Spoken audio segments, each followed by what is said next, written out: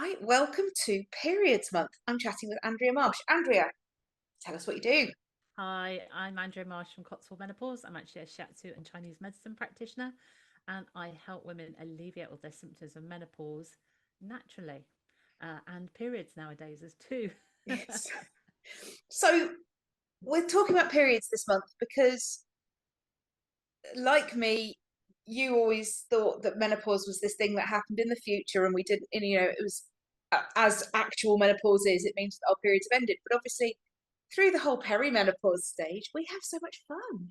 Yeah, and I always put up with pretty painful periods all my life. It's a bit like, and I didn't have any belief in doctors because, it doesn't matter what I went to the doctors with, it was with growing pains. So I gave up going to the doctors by the age of about 20. Yeah. So I just suffered, took the ibuprofen, the paracetamol, tried to wriggle around my work, hot water bottles, you name it, and be very grumpy for a week, a month. Um, and now, ironically, it's only when I've sorted out all my perimenopausal symptoms, and I'm sat here with no perimenopausal symptoms, that you go, oh, it sorts out, your period symptoms as well. And actually, your period's a reflection of probably what your perimenopause is going to be, because at the end of the day, it's all to do with hormone health, which, again, I would say, a bit of a tomboy, didn't want to know about hormones, wasn't going to have children. So I just didn't even think about hormones because it was nothing that I wanted to engage with.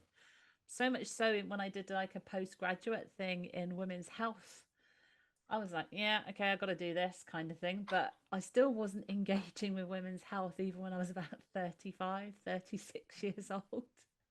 It did take hitting the perimenopause really, really hard for me to go, oh, I suppose I've got to finally face and do something about this. So yeah, and it's only when you learn all this stuff that you reflect back and go, oh my God, I could have gone all these years and had good periods.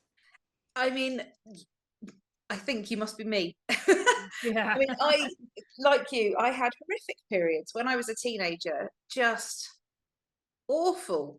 I remember once being in Norwich, which is my local city, and I'd gone into a department store because I needed to get to a loo, because blah.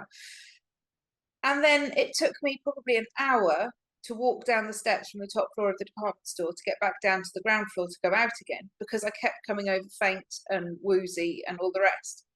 And I just put it down to, well, it's periods, I guess. Yeah, and I think that's the thing. I mean, I was slightly different for you, and this is the thing. Periods can go in any direction, but they are the symptoms that you have. Yours will be particular to you, mine to me. They are still an indication of what the health hormone imbalance is. Me, it was very much pain. I remember, I think it was 2008. I was in Denmark. I was in Copenhagen, and I just took way too much paracetamol just so that I could walk around and kind of knock myself out and had to be Oh, like woken up to go out in the evening. Just because just the pain of it all. And which is crazy. And it wasn't always constant. Um, and I tried physical things for my periods, and actually some physical things did work. So once I'd done the shiatsu training, funnily enough, and I've kind of got all the different things written down here, painful periods, what type of pain, cramping, clotting, heavy flow. I mean, there's all different. And then, of course, then there's women that will get the PMS. So they might get the bloating, they might get migraines. So what happens is all these symptoms clump and then give you a picture of what, is your hormonal slash health imbalance that needs to be resolved. And actually, if anybody's watching this and they're, you know, gearing up for the perimenopause, sort out any period issues you've got. And you're actually going to be sorting out the perimenopausal issues because they're intrinsically linked.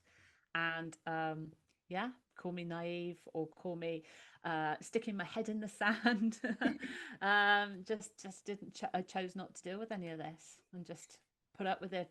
Mainly when you're surrounded by, and I expect you're the same. I expect just about anyone watching is the same. You're surrounded by 99.9% of people saying that's just life. That's just what you've got to put up with.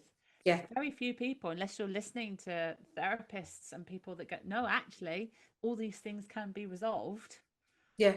Well, I Um, saw a woman post in the hub the other day that she'd wanted to keep her daughter off school because her daughter had flooded overnight and was in agony, and the school had said periods aren't a reason to not come in. And it's like there's just still no comprehension that some women really, really struggle with their periods, is there? And no comprehension that actually there's a health issue there because it's not normal. Yeah. And unfortunately, I think probably all she'll be offered by the GP is to go on to contraception Yeah. to balance it all. Yeah. And that doesn't work for a majority of people. No, I mean that's all I was offered, and then and Well, that's why I went on contraception when I was yeah, like, yeah, probably as soon as I was 16 or yeah, something. I did as soon as I was 16, partly because I knew I didn't want kids, but partly just to make this all go Experience it. away. Yeah. Yeah. Which is just, when you think about it, it's a caveman solution, isn't it? It's archaic, excuse me, that it's just like, yeah, do this, or sort it all out, and then get to the other end of your period life and, oh, take more equivalent of contraception or HRT and sort it all out again, without actually looking at what the imbalances are. I have to say, one of the major changes for me, especially when I said, the walking was painful, um, it actually turned out to be tight muscles. And this was when I did get interested in my kind of cycle health, but I wasn't looking at it from a hormonal aspect. I was looking at it from a musculoskeletal aspect. And I remember trying to explain it to a midwife. I couldn't believe her answer. So if you think of the pelvis and you just think muscles go in every direction in the pelvis, they go in Yeah, vertically, crosswise, you name it, because they're holding the pelvis to the rib cage and the spine up. So there's a lot of muscles all around the pelvis. And then in the middle of that bowl of muscles sits the womb, a muscle itself connected to a load of muscles. So what it turned out for me is I had very tight hip flexors. So when I was cramping, it was referring the pain all through the hip flexors down my legs, which is why walking was so difficult. So I had therapy to release the hip flexors. And that took my pain from being everywhere to just a nugget in the center. And that was such a monumental difference for me that what I was left with was easy to deal with yeah, because I could walk again. I could stand up straight. So it's when people say, "Oh, I've got painful periods," if you're working with me, it's like I need to know exactly what you mean by painful periods, because for some it'll be that very cramping feeling right down like just above the pubic bone. And for others, obviously, it can be, oh my God, my back goes, my legs go. And as soon as we're talking back and legs, then we're looking at tight muscles. yeah. And what did the midwife say to you when you told her Oh, about yeah, of course. Yeah, I started and didn't finish that story. She said, of course, it's not that. Your womb's got nothing to do with the muscles in your body. I was like, are you serious? it? Okay, Yeah.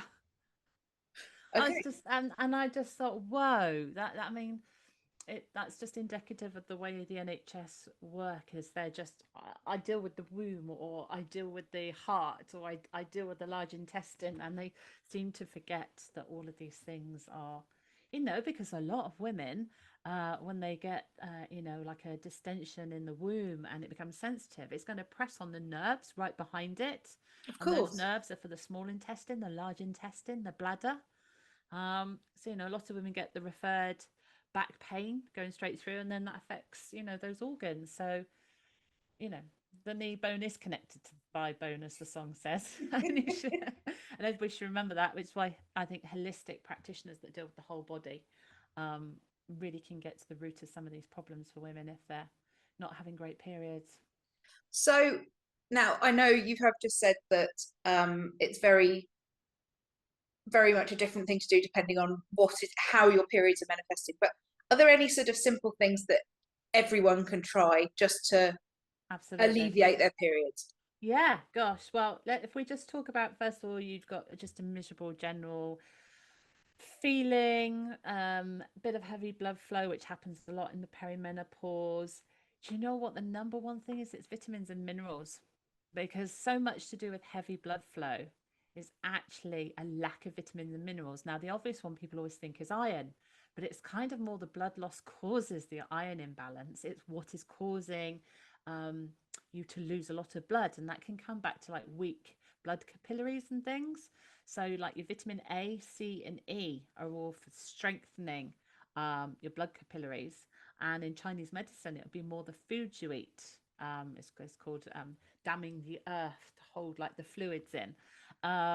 So I'd just say going back to your fresh produce, because at this time of year we've got fantastic fresh produce. It's autumn. You can have your thick vegetable soups, you can have your stews, you can put seeds, nuts, legumes, beans, all those kind of things. They're all rich in vitamins and minerals. But one of the things that especially a lot of women that feel some pain, they might have blood clots passing through. And that's an interesting one because I used to have that as well. When I found out what that was, I was able to resolve it. It's cold. If you get the little black clots coming out, it's cold.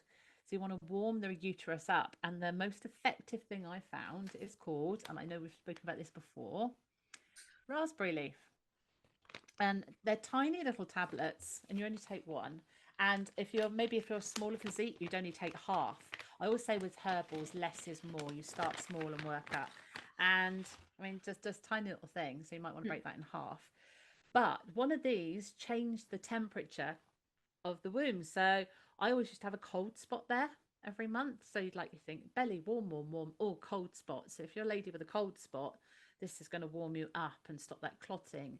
And clotting is just a sign of cold, and cramps are exacerbated by cold.